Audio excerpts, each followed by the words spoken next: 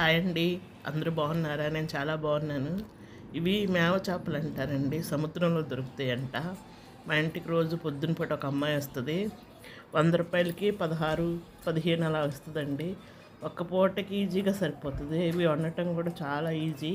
చేపలు బాగు చేసిన తర్వాత కొంచెం ఉప్పు, పసుపు, కారం వేసేసి చేపల్లో కలిపేసి ఉంచేసి, తర్వాత అల్లం, వెల్లుల్లి, ఉల్లిపాయ, ధనియాలు, జీలకర్ర, చెక్క, లవంగా మిక్సీ పట్టేసి ఆ చేపలన్నీ ఒక గిన్నెలో వేసేసి మసాలా, చింతపులుసు, నూనె, ఉల్లిపాయ, పచ్చిమిరపకాయ అన్నీ కలిపేసి పొయ్యి మీద పెట్టేస్తే కూర రెడీ అయిపోతుందండి.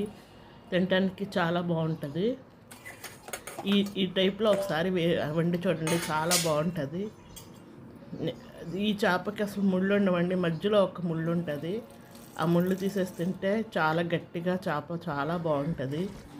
ఇది దగ్గరగా వచ్చేటట్టుగా చిక్కగా పులుసు వచ్చేటట్టుగా వండుకొని లాస్ట్లో కొత్తిమీర జల్లేసి దింపేస్తే కూర చాలా టేస్టీగా ఎమ్మీగా ఉంటుందండి. మీకు నచ్చితే మీరు కూడా ఒకసారి ట్రై చేయండి.